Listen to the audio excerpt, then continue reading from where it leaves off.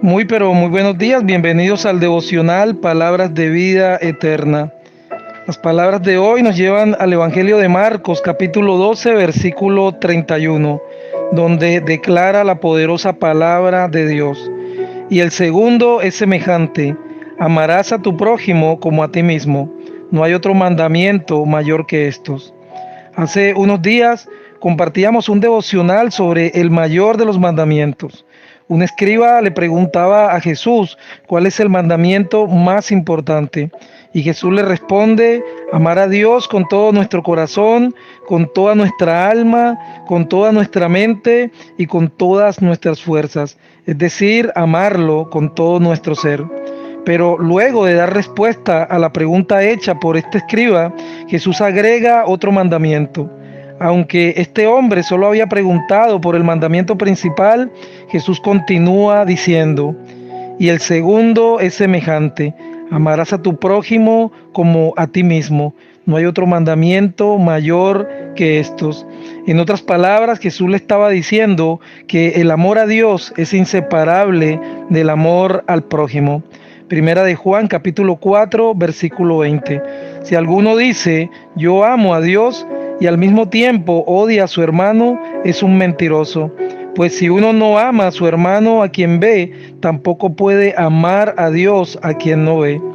El amarnos a nosotros mismos, el cuidarnos, el alimentarnos, el satisfacer cada una de estas necesidades básicas, todo esto viene incluido en nuestro ADN. Y Dios nos está diciendo en esta mañana que de la misma manera que nos amamos a nosotros mismos y nos cuidamos, asimismo debemos amar a nuestro prójimo. Y cuando hablamos del prójimo, debemos incluir también a nuestros enemigos. Pero ¿cómo amar a nuestros enemigos? ¿Cómo amar a aquellos que nos odian, que nos desean el mal, que nos maldicen? Se podrán preguntar algunos. La respuesta a esta pregunta es que debemos amarlos tal como Cristo nos amó a nosotros cuando éramos sus enemigos por causa del pecado. Esto lo afirma el apóstol Pablo en la carta a los Romanos, capítulo 5, versículo 8. Mas Dios muestra su amor para con nosotros en que, siendo aún pecadores, Cristo murió por nosotros. Asimismo, lo demanda nuestro Señor Jesucristo en el Evangelio de Mateo, capítulo 5, versículos 43 y 44.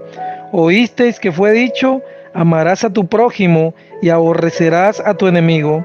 Pero yo os digo: amad a vuestros enemigos, bendecid a los que os maldicen, haced bien a los que os aborrecen y orad por los que os ultrajan y os persiguen. El pecado nos hace enemigos de Dios. El practicar pecado hace que Dios esté airado todos los días contra el impío. El pecado nos aleja y nos destituye de la gloria de Dios. Pero aún siendo sus enemigos, aún quebrantando cada uno de sus mandamientos, aún llevándolo a ira por causa de la práctica del pecado, declara la Escritura que Él mostró su amor para con nosotros en que, siendo aún pecadores, su Hijo Jesucristo, por amor a Dios y por amor al prójimo, en un acto de obediencia, entregó su vida para que todo aquel que crea en Él sea perdonado y reconciliado con el Padre. Si hoy podemos amar, es porque Dios nos amó primero. Primera de Juan, capítulo 4, versículo 19.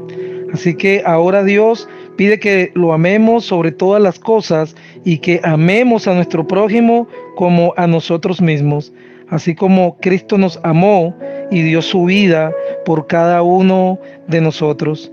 Que la gracia, la paz, la misericordia, el amor de Dios estén contigo y en medio de tu familia en este nuevo y maravilloso día en Cristo Jesús. Amén.